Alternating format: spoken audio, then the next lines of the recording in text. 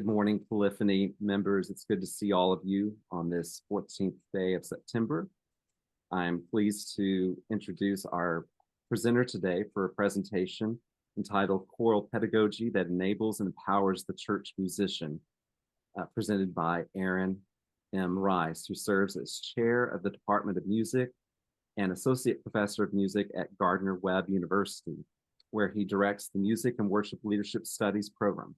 Prior to his arrival in Bowling Springs, Dr. Rice served at Shorter University as director of choral activities and coordinator of music and worship leadership. A native of North Carolina, Rice received degrees from Southwestern Baptist Theological Seminary, East Carolina University, and Southeastern Baptist Theological Seminary. And Aaron is married to Lane, and they have two children, Kati Fletcher and Henry. Aaron, thank you for making time in your busy schedule to do this presentation today for us. It's good to have you. Well, it's good to see y'all. So many good friends and familiar faces on with us this morning. I'll give you a quick background of where I am in ministry as well. I am in month 3 of an interim at First Baptist Church, Lincolnton, North Carolina. And before that, I've been in North Carolina now for about a little over a year. I served at First Baptist Church, Lenoir, North Carolina, as interim for a year, and then have served several other places. But kind of my most recent experiences are in the interim land, and so you'll hear some of that come out today in our time together. I'm going to share the screen and get into the PowerPoint and the discussion for the morning. So choral pedagogy, when we think about it, is a system of teaching, within a choir rehearsal. And whenever we think about strong choral pedagogy, it really is focused on being a steward of time, of talent, of people, and of resources, the actual voice. We're being a steward of those things. And so whenever we're going through this, we're thinking again about it being on a whole about stewardship and about development of the resources that we are given. Choral music ministry is carried out by a group of individuals who've been gifted with skills and opportunities to serve worshiping bodies. One of the chief responsibilities of the liturgical artist is to help music ministry participants build their skills for further ministry, especially in choral music making. Serving the members in the choir with strong choral pedagogy that enables and empowers is a matter of stewardship of people and vocal resources. In the past, the choral rehearsal was a process whereby the director prepared interpretive material and musical ideas in advance and worked with the choir for acquisition as quickly as possible, with very little artistic input or personal input from the ensemble. As much as I love Robert Shaw, and I do, and I love his music like crazy, all you have to do is look at the letters or watch some of those documentaries to see that his choral music making process was more unilateral and less integrative with the way that he approached that. And this method was nearly universal for most of the 20th century in academic, civic, and ecclesial ensembles. This style of leadership was modeled in universities and graduate programs across the country, which produced choral rehearsals that were more akin to lectures than guided, interactive, experiential learning modules. Choral pedagogy that is more inclusive in its approach has become more popular among choral artists over the last 10 to 15 years. Speaking of this active rehearsal style in the context of the church has not been explored as much, and that's what kind of piqued my interest as I've been hearing various interest sessions at conferences over the past 10 or 15 years. I thought, well, that's great for the educational environment. How could that look in the church and with church musicians? And so that's kind of led me to where we are today. So speaking of this activity and this active rehearsal style in terms of church music ministry hasn't been explored as much. So the choral musicians charged with the stewardship of the church's worship and gifted choristers, it is good to consider ways to enable and empower our choirs to be creative and active in the rehearsal process. A renewed choral pedagogy that enables the music ministry participant to learn more effectively and actively focuses on encouraging the choristers' engagement in the rehearsal process, building skills, and developing consistent implementation of healthy habits. I'm going to give a little bit of background on kind of how I've gotten here. So over 7 years, my 6 years in Rome, Georgia, and the last year and a half almost, I've implemented this kind of rehearsal process with 2 church choirs, 1 academic choir, and now I'm working with my 3rd church choir and a student music ministry ensemble. So this has been going on and evolving in my life for about 7 years. So these previous rehearsal paradigms frequently, without intention, assumed that the chorister needed the director for each and every musical and technical decision. This paradigm created inactivity in the thinking process for many choristers during the rehearsal. I can remember many of my early choral music making experiences, whether that was in high school or in All-State or those kind of experiences. Most of those times I would be fastidious. I'd have my pencil ready and I would mark my score and I would receive everything from the conductor and be on go. And the very next time that we'd pause in the music, the same process would happen over and over again. I'd be waiting on the words from the conductor, which were always great, but I wasn't thinking actively for myself as much as I would hope that my singers would today. So in reality, many of our choristers in church choirs across the country still think just like this, waiting to intake the music making process from the conductor before they put knowledge into action.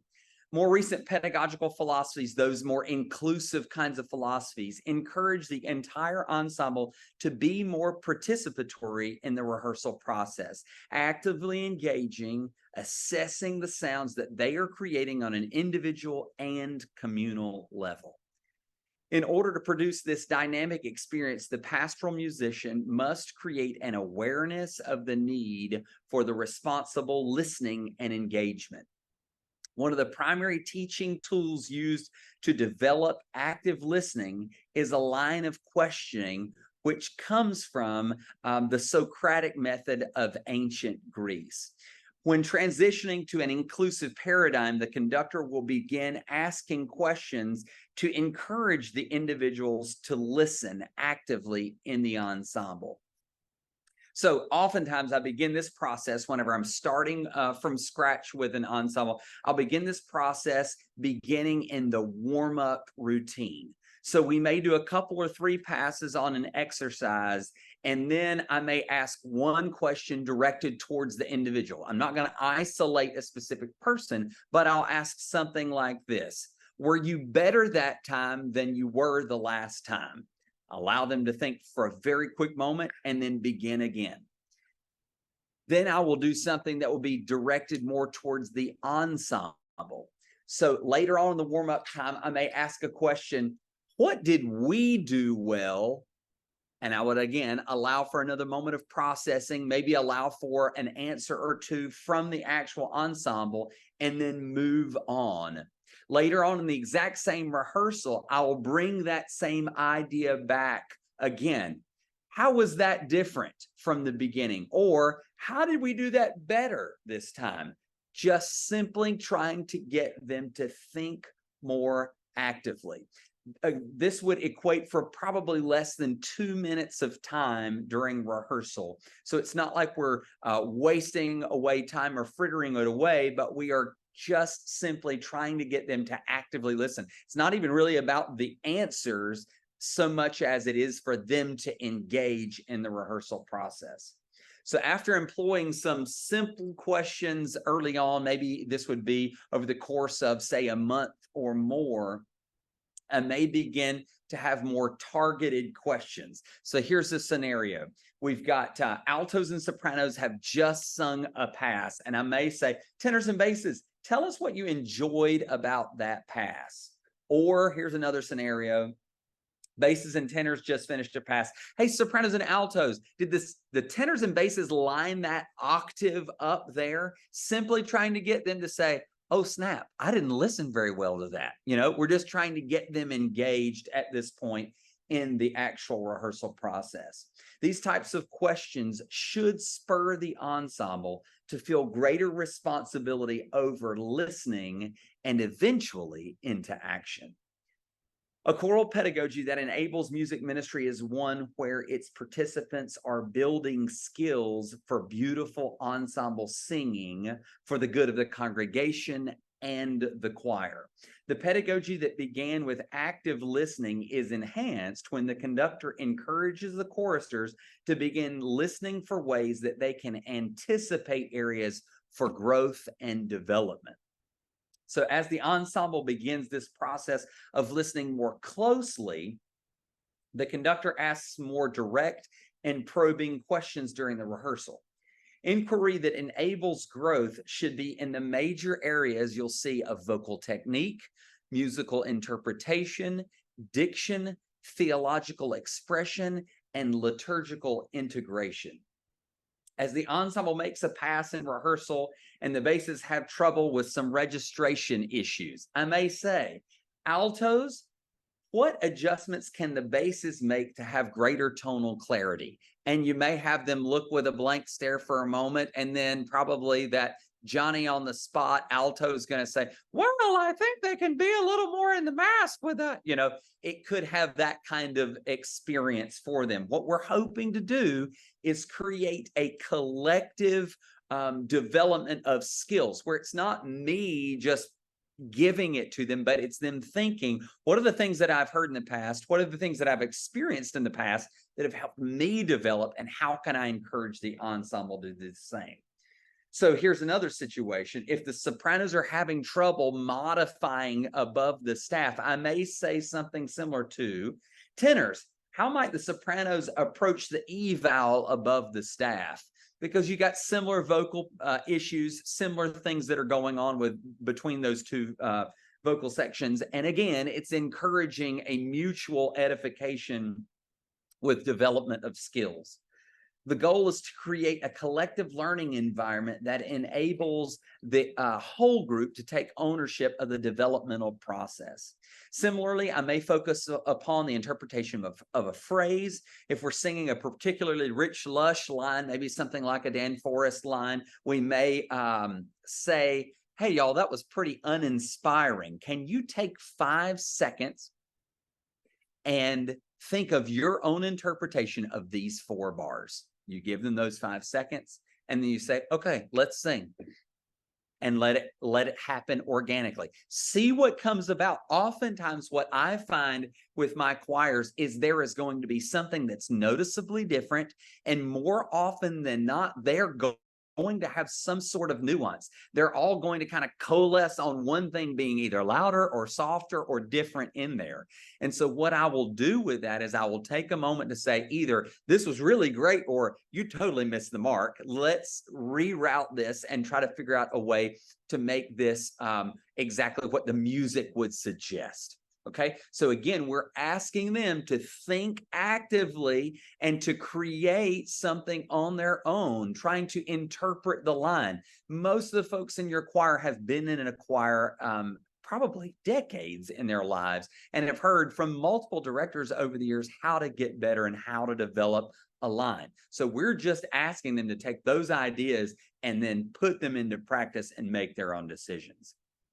So after we've done this, we're seeking to create a greater sense of autonomy on the basis of the individual for interpretation.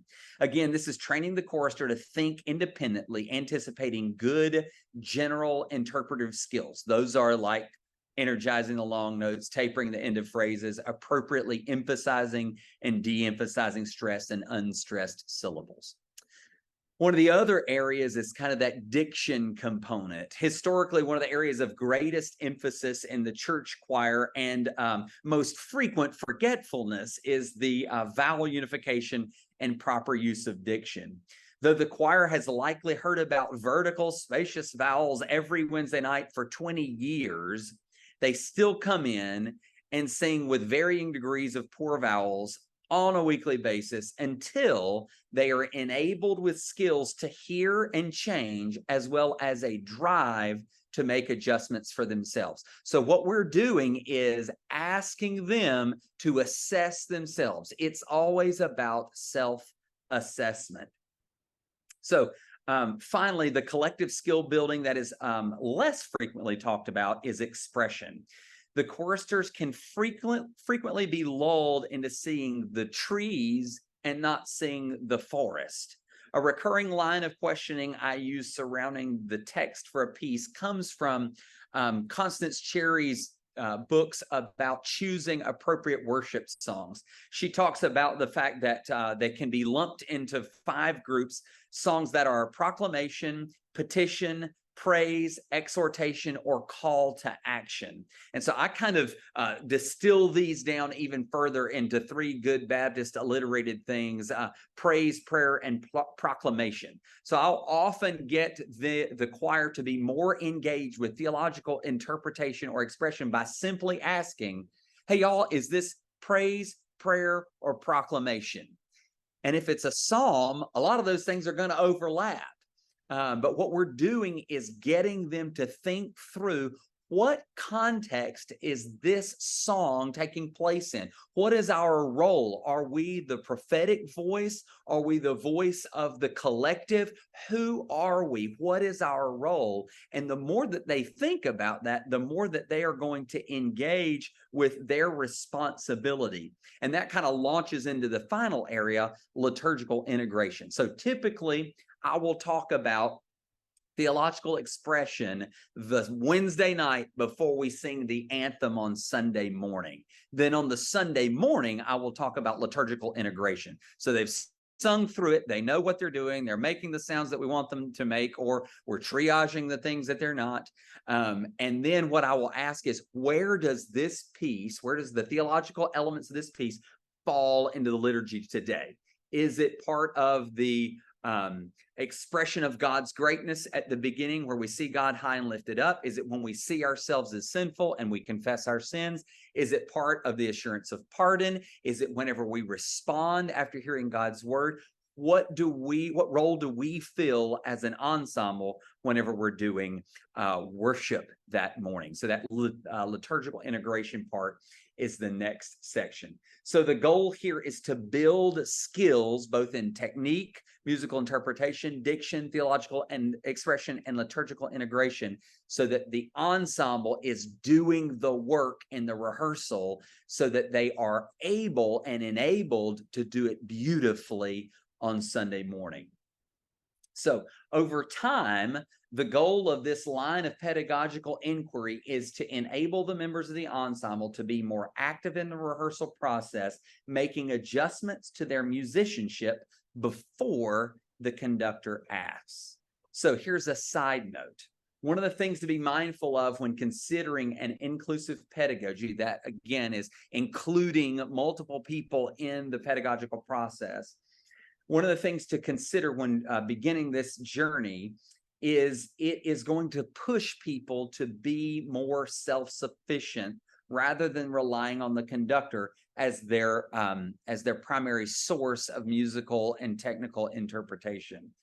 So this is going to push the ensemble, and it may not fit with everybody's idea of what the core responsibility or core identity of the ensemble is. Church choristers are a mix of people that come to church choir with myriad expectations of what the ensemble can and will be.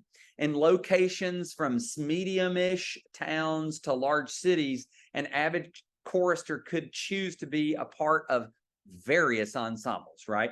They could be involved in a community choir, they could be in a town and gown symphony chorus, a barbershop or Sweet Adeline group, or a semi-professional or professional ensemble. In the small town or the rural setting, the church choir is all of that lumped into one thing. A common thread that runs through every church choir is the need to prepare service music to serve the church on a regular basis for the glory of God. And I dare say that the majority of us who stand in front of the church choir throughout the year will have members of the ensemble who are there for the most advanced choral experience that they can get, and then others who are there simply to enjoy the camaraderie of being with others. You can think of it like this. You've got soprano Sherry that has the S soprano stamped on her forehead. She's got her pencil. She's got her notebook. She sits with the greatest posture every week. She's Miss I've got the answers every time. And she's married to Barry the bass. Bass Barry sits on the back row, slouches, and rolls his eyes every time you try to get them to sing "oh" in the falsetto voice. It ain't the same, right? Their expectation for what choir is and their expectation for what they're going to do is not the same. And so whenever you're asking these questions and encouraging them to be more active in the rehearsal process, Sherry is going to respond differently than Barry. But the goal is to not only have them married at home, but married in idea and heart in the choral rehearsal process. And so that just takes gentle encouragement over the long haul. Our goal is to create self-sufficiency within the ensemble, both for those who are there for the camaraderie and those who are there for the highest choral music making process that they can get on a Wednesday night. So the key to fully integrating a choral pedagogy that enables and empowers music ministry is consistency. One of the gems of our state, North Carolina, I think I'm the only North Carolinian in the room. One of the gems of our state is the Angus Barn in Raleigh. It's a steakhouse known for outstanding steaks and a warm, welcoming environment with impeccable service. The restaurant is especially known for its chocolate chess pie and over-the-top Christmas decorations. If you want to get in at Christmas, you better have your reservations in July. I kid you not. That place serves supper from 4:30 in the afternoon all the way till 10:30 at night. Just click, click, click, click, click. From November all the way to the end of January, they keep their Christmas decorations up. It's all about creating an experience. The way that the Angus Barn has become so legendary is because they set high expectations for an exceptional dining experience, and then they exceed those expectations every time. They're not perfect, but whenever things go wrong, they make it right in such a way that the problem wasn't the memorable moment, but the way that they fixed it was. They are known for exceptional experiences. Just as positive consistency is what makes a truly extraordinary meal, positive consistency is the special sauce for great choirs and ongoing effective church music ministry. Consistency oftentimes creates expectation. Consistency in the case of a church choir's presentation on Sunday mornings creates a positive expectation on behalf of the congregation, developing the prophetic voice of the ensemble and enhancing the ethos of the collective. This kind of confirmation to an expectation is what happens when in rehearsal, the individuals of the ensemble regularly are aware of the individual and ensemble sounds and use their skills to anticipate and enact choral artistry to the best of their ability. The goal of this inclusive pedagogy is to create this type of consistency for a long-term generational influence. One of the unique things about a church choir in comparison to a school ensemble is the fact that the folks in the church ensemble may stay around for decades. They're not like the school ensemble that I work with at school, which come around and every 4 to 5 years, they're gone. You can experience life with church music ministry for decades. I'm currently in the interim at First Baptist Church, Lincolnton. Phil Campbell was here from the time he graduated seminary in 1978 until his retirement in July. Never took another church. he was able to see generations of music ministry participants come through. Not only was he able to take children in children's choir and see them through to graduation, he was able to have children's children in his children's choir and beyond. So we can see the same types of consistency within our ministry and encourage this kind of thing on the long haul. As the director notices growth in the choristers through the strong self-assessment and correctly identifying ways to make positive adjustments for the presenting of music and text, the director should then encourage the ensemble to move towards consistency.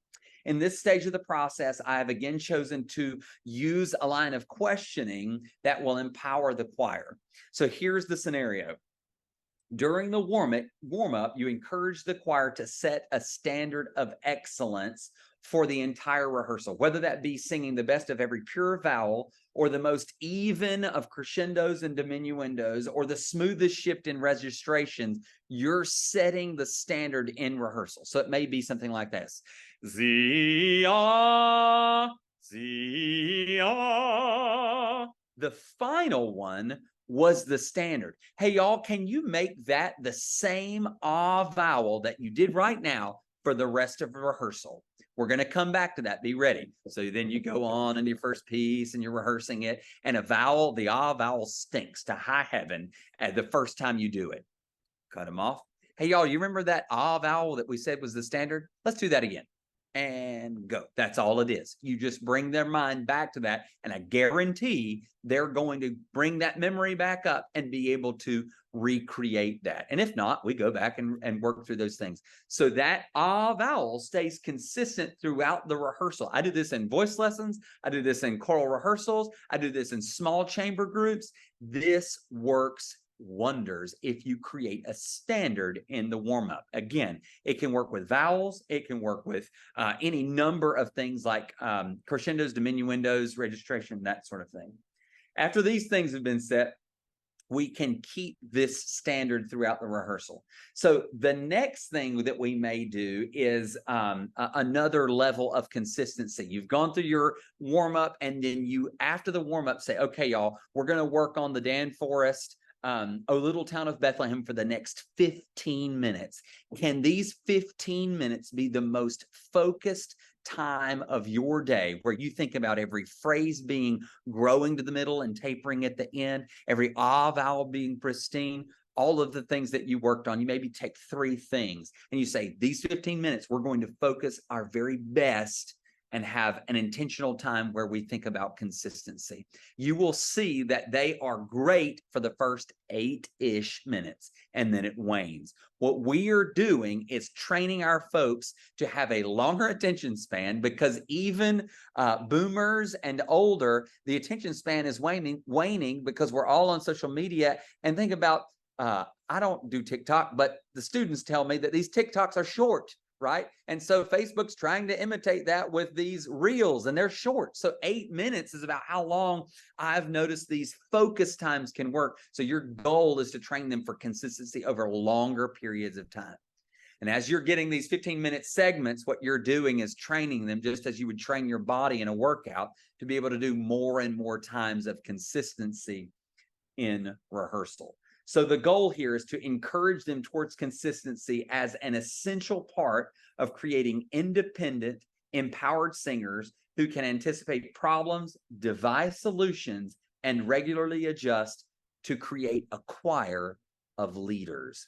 These fruits of cultivated proactivity enable the choir to play a major role in the music-making process, which is distinctively the vehicle for music ministry often. All right.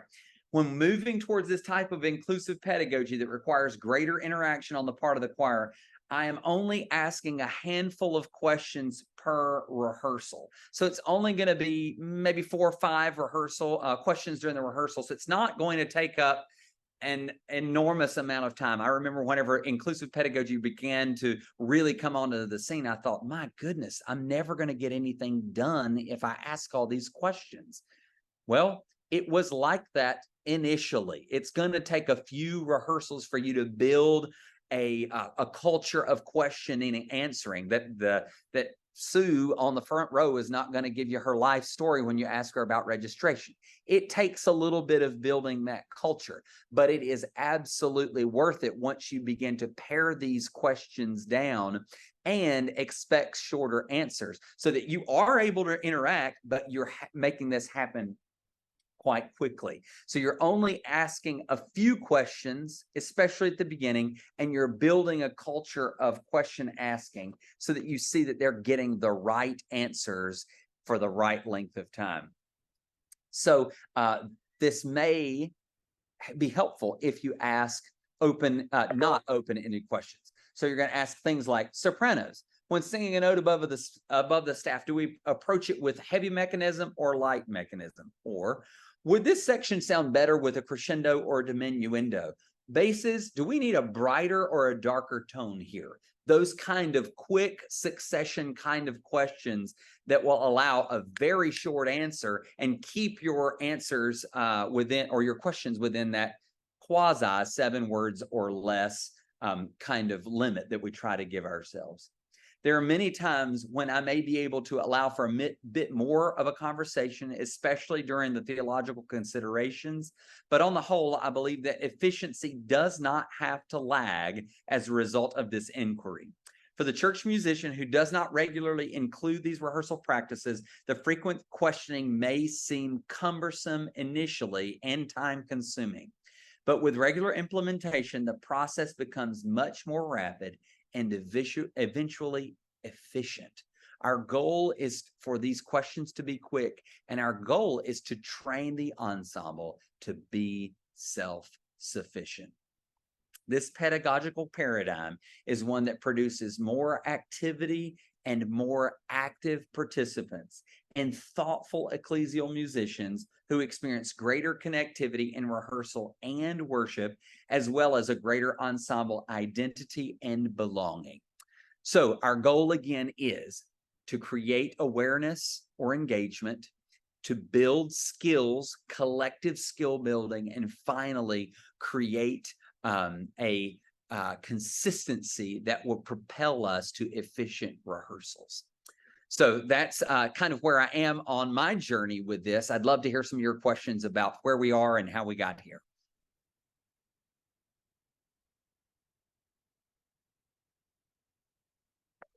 Aaron, yeah, anyone have questions for Aaron? This was very, very good, Aaron. Excellent presentation.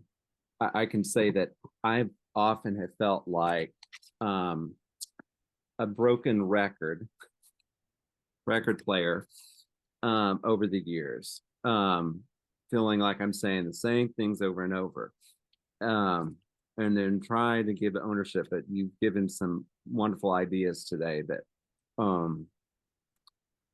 want to implement. I'm curious to know, I guess, just to ask a question myself, do you have really specific examples of how this is playing out, like in your church context now where you are? Have you?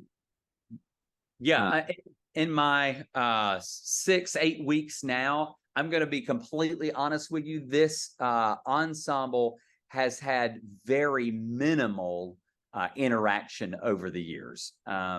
And so they initially were a little off-put by the opportunity to get involved. They wanted a little less of that. But whenever I implemented this more broadly in the retreat setting, that's where I've noticed in these 2 interim situations where they just get more used to this happening. And in a retreat setting, you're able to see this happen. Like, you know, think about it, you get 3 weeks worth of rehearsal in one evening of retreat or one Saturday morning bonus rehearsal. And so I find whenever you're beginning this, it's good to do it during the fall semester or spring semester when you're starting up a new season of choral music ministry, because you're not slamming something on them. I'm always accused when I come back from a conference of, oh, we know you've been to a conference, here comes some new stuff, that kind of thing. But I find whenever I'm doing this kind of big picture philosophical change to my rehearsal pedagogy. It helps whenever you have a retreat that you can kind of begin to see this happen in a more rapid succession, because you've got several rehearsals in one, and the people respond to it a little bit better. And so that's been something that's been exceedingly helpful for me in the last 2 church positions I've had. Anyone else? Question?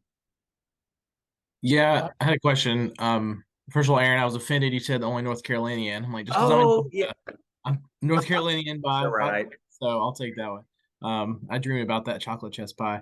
But how do you, in a rehearsal, how are you balancing this this idea along with self-assessment, especially like gesturally?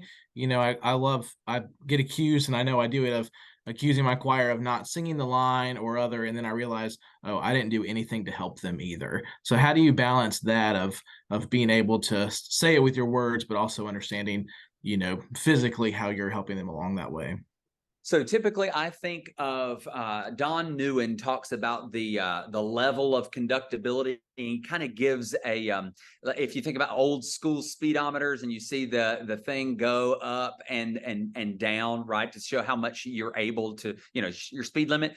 Newen says that with their ability to watch, the knowledge of the score is getting bigger. So the bigger their knowledge of the score, the bigger their ability to watch, because they know what's going on more. At the very, very beginning of the rehearsal process, they're going to know very little. They're not watching me anyway. They're just head buried and that sort of thing, and they're doing their best to get notes, get rhythms, get all the stuff. And so whenever I'm asking these self-assessment things, or asking them to decide for themselves what's going on, they're already doing there. They're not watching me for those things anyway. Typically, whenever we're closer to, so I like to have 6 weeks on an anthem before they sing it on a Sunday morning. So I'm trying to do in my hour 6 weeks of anthems, if not 7, in a rehearsal period. And so they've seen it week over week over week. So by kind of week 4 or 5, I know they're watching me more. The questions are less whenever they're on week 4 or 5 on an anthem, and they taper off, and I'm saying, hey, y'all, watch. Can you see what's happening here? But on week 1, 2, 3, 4, it's going to be more questioning and encouraging them to listen. And what we're doing is hopefully getting them active and thinking, so that whenever they're still on week 4 or 5, if something's not quite right, they're watching you and they're thinking, how can I personally make that better based on what we've done over these many years or decades or whatever it is. I sing in a choral group in Kansas City called the William Baker Festival Singers, who also has a chapter in Atlanta, if anyone knows about them there. He creates a culture of we are not in this as individuals, we are all in this together as a group. So he will say frequently, if someone says to you, I think you sang a wrong note there, what do you say back? And the answer is thank you. We don't get offended if someone tells us, you know, you sang a wrong note there, or you pronounce that word wrong, or anything else like that. It's a thank you. So I think creating a culture where the altos can tell the basses, you know, hey, you didn't quite get that note there, or whatever, to where we have a culture of we're all in this together. We're all one. We're not individuals. We're not going to be offended when someone tells us that. Have you found that to be the case, or do people not usually, you know, it doesn't bother them when the sopranos say tenors, you didn't hit that note or whatever? No, I honestly haven't experienced that. It's really I don't typically do it about notes and rhythms. I will ask more about technique things, about how do we enter the passaggio. I never use that word at church, but how do we deal with those registration issues, or what can we do better about the way that we create vowel space, those sorts of things. Carrie mentioned something about Betsy Cook Weber. She was one of the first folks that I really kind of began to think through this thing with, probably It was in an ACDA probably close to a decade ago. And I began to think about how to create this self-awareness in the church choir setting. And she was definitely one of the ones that kind of inspired me, and several friends over the years thinking about Nana Wolf Hill, about inclusivist pedagogy and that sort of thing. And so these are some of the things. I'm glad he brought her up in this time together. But yeah, I haven't noticed too many issues because I don't really talk about notes. So it takes it less off of, hey, you got this wrong, and hey, how can we get better? Mm-hmm. And Aaron, I mentioned the time just because you referenced 6 weeks on average. So if you think of our anthems, typically are 3 to 4 minutes long. You do the math on that, it's about 6 weeks of 15 minutes on each anthem. It holds true. Yeah, absolutely. Especially given that we only see each other once a week at church choirs. Right. Yeah. So how much time do you give on a Sunday morning prior to worship for those rehearsals? All right, so here's just all on the table. So this choir that I just took over only has 15 minutes, and it's driving me nuts.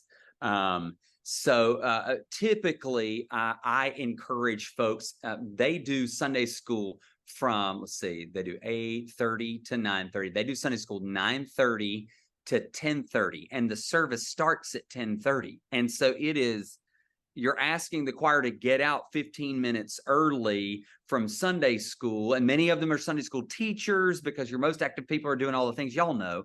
And so it is exceedingly challenging. And I've had the luxury at past churches of having a 30-minute window. And now it is tough sledding right now with 15 minutes. And so there's not a whole lot of talking. It's barely getting warmed up, getting our voices in the right place, having one run and being able to say a couple of things. So that talk about theological or liturgical integration was more at the last 2 places than it is at my current spot. I'd personally love to have 15 minutes. Wow, bless your heart. We get about 10. So it's very quick. It's a quick run through, but I do that liturgical text at the end because it's always important to me for them, if we haven't done it the Wednesday night before, to integrate, how this connects to what we're doing and why. Yeah, absolutely. Therefore, you have to pick good pieces that aren't just fluff. But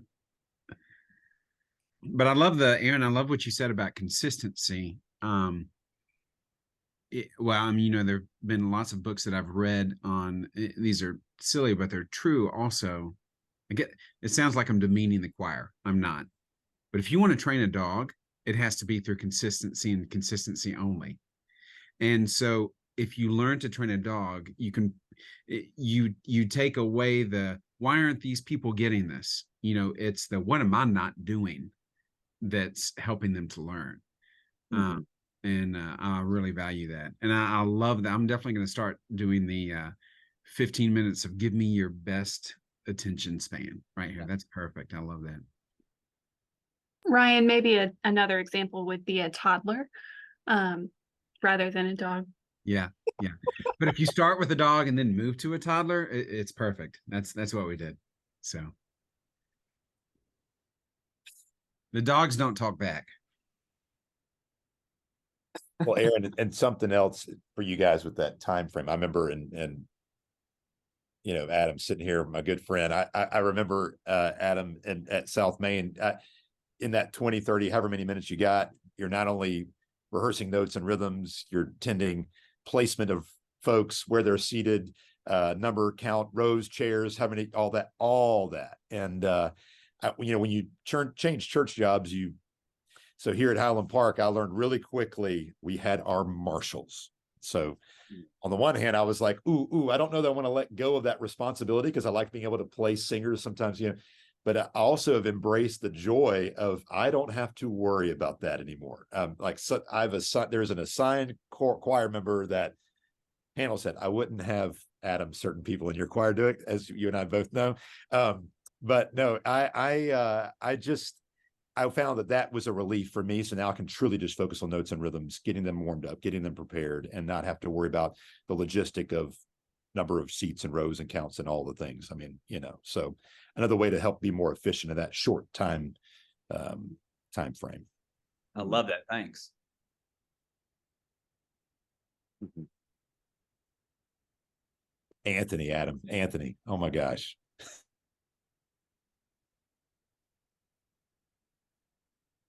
Well, and I also think too that some of us in our context probably have high school choir directors or someone that is a choral musician or a musician that can certainly, in this kind of methodology approach, you give them the opportunity to have ownership too, and to lead out from their seat too. I just think about in my context too here at Kirkwood, that's they know that my leadership style is, it's not, I don't have all the answers. Mm. I will talk to the retired vocal teacher, voice professor from a local university to say, hey, how should we, address this? You also have people in your choirs probably that can offer their expertise on things at times when you're feeling like, well, I need another idea here how to do whatever with this piece of music or how to execute it vocal technique wise. So and I know I said this earlier, but I was honestly skeptical of kind of integrating this more inclusivist style because I was so afraid of letting go of some of the time. But I can honestly say that it has been enriching to the choir far more than me micromanaging quite so much. So if you feel like, oh, I'm never doing that, it's going to take too much time, rethink it. It's been very good for my folks everywhere I've done it. And Aaron, this is a glitter box of soprano created for me. I have this on the piano and a stack of cards. And after the rehearsal, there's always a stack of folks. And they write everything from measure 35, the sopranos don't know what the heck they're doing, to I love this Robert Browning text, to whatever, or the guy next to me needs to shower and wear deodorant. But whatever it is they put on there, I insist I tear it up unless their name is on it. So you can't write any kind of comment on the card unless you put your name on it. It has been a time saver. It gives them a voice. Mm-hmm. It avoids the hijacking of a rehearsal or the question for the section, that we always love. Those kinds of things. That's been a nice the box. I like that. Great. Aaron, thank you. And thank you all for your wonderful questions here too for Aaron and suggestions, ideas. Being mindful of time, we will close, and I end with this benediction from our friend and colleague who's retired from Baylor University at Truett Seminary at Baylor, Terry York. A benediction for church musicians.